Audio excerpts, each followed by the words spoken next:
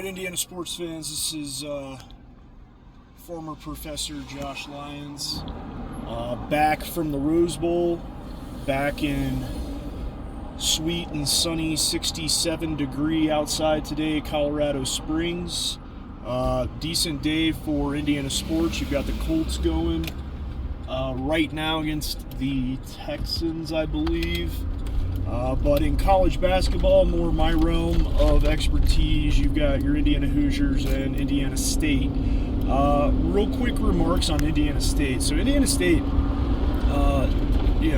after the 2023 season, losing the coach, a majority of the team going to St. Louis, has looked a little lifeless, but the new coach has come in and he's been slowly rebuilding his team as is able, and there's been some life to these Sycamores this year. What you've seen is a really decent upset of Belmont, who had been winning the Missouri Valley Conference and had been undefeated. They were 12-0, facing a bottom of the middle of the pack of the Missouri Valley. I believe Indiana State at the time was somewhere hovering maybe one game over 500, if not one game below 500, but pulled the upset in an overtime game at the Holman Center in Terre Haute, and really looked really good. I mean, the shooting had come around, a lot of the defense. I mean, they definitely are a team that can play up. They played up and were able to not only press the advantage a couple times, but when Belmont's deeper bench and deeper athleticism was able to show up and put the game into overtime, Indiana State still held strong and was able to take it to a W for the Sycamores. But of note, today they're playing Drake, and Drake, even going back to the 2023 season, Drake is the school where I'll lead into Darren DeVries, but the Iowa school that had won and beat Indiana State in the Missouri Valley Conference championship, that then cost Indiana State that year, I believe, with a record of like 23-4 overall, but maybe 22-1 going into the championship. That's the team that cost them they're going to the tournament. So it's been I want to say there's always been a little bit of a rivalry. I think it was definitely thick the years of 2022, 2023, 2024, and then kind of died off once the disbanding of both the Indiana State team and coaching staff, and then the disbanding of the Drake team and coaching staff. But should be an interesting game. It is at Drake. But if the Sycamores continue to show life and are able to put the hurting on some of these more traditionally good Missouri Valley teams, it's going to give something for some folks in the Wabash Valley to cheer for and to watch, as well as portions of southern and western Indiana. So I would definitely be keeping an eye out, listen. Always a good listen, always a good watch if you can find them on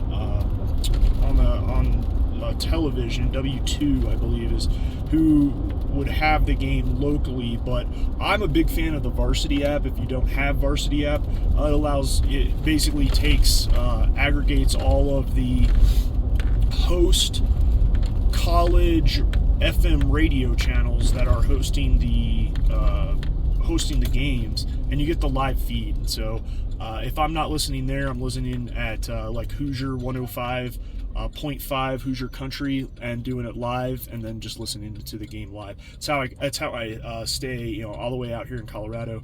It's how I stay in touch with the basketball team and the baseball team. All right, now on to the Hoosiers. So the transition piece being that we were able to pick up the coach there after several really good seasons with Drake. And DeVries, I've gone to 2 live games this year. I've watched every game this year and generally listened to Don Fisher's call. I prefer the audio Don Fisher live count if it's not over the local Bloomington station, then using the Varsity app, as I spoke to, and then syncing it with my TV and watching it either there or on my phone as I do the dual audio. But The Hoosiers have looked very mediocre, and I got it that it's the first year of the coach coming in. We had an almost entirely new team come on board with, I believe, 14 of 15 scholarships leaving the team after last year in Woodson's exit. There was a lot of hype. I thought maybe the newness of a decent shooting injection with Little DeVries coming in would be helpful. But my fear that I watched in the Missouri Valley, knowing the Big Ten and knowing Big Ten basketball pretty decently, my fears come to light, and that is that, very much like Fran McCaffrey and the McCaffrey boys, and how Iowa was almost entirely established around Fran McCaffrey's system that relied on his sons, who knew his system and were coached and personally trained to become key components of that system. DeVries has done that with his son Tucker, and so what we see is some good results. I mean, Tucker is an absolute shooter.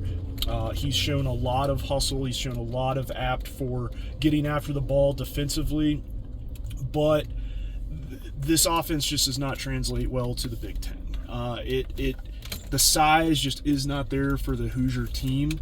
The size and the athleticism. I mean, even with Wilkerson, putting up a historic amount of points and 3-pointers at Assembly Hall, which is awesome. Sorry for the J.J. Abrams Star Trek light flares. I think that's going to be a lot of the one-offs. I think this basketball season is going into it. What I suspected was that because of the talent of the shooters, because of the uniqueness of the system that the Big Ten coaches may not have seen when you inject a Missouri Valley style offense into the Big Ten, that we are able to win some games we probably shouldn't, but probably lose a lot of games that we should. And I feel like we're at the beginning of that gauntlet for us, that trial. We play Washington today. What I can say is Washington, on what it looks like on paper, Indiana should have a bit of a shooting advantage, and we're at home. I think the biggest thing with the Big Ten, common sense, is that you have to win your road games, and you have to try to win 50% of your road games in order to be any kind of threat in the conference. Right now, Indiana just does not look good. I mean, we looked completely unmatched against a dismantled Minnesota team on the road before December, and that was the catalyst for a 3-game losing streak before we got some cupcakes in. But DeVries changing around both the starting lineup and some of the position players. And so what do I look at today? I think based on what I saw against Chicago State and Salina, I don't want to say that the team's going to come out overconfident.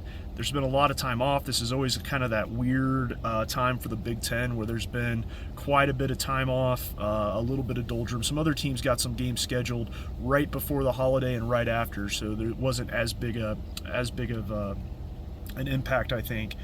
But I think that Indiana is capable of winning this game, but I definitely wouldn't take any huge overs on it. I think it'll end up being close if we do win, and I think that it's going to end up relying on probably some shooting and from DeVries, probably Wilkerson in the mix.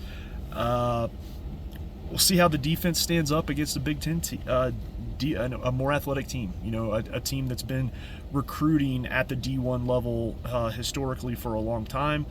DeVries is not. This team is not quite there. It's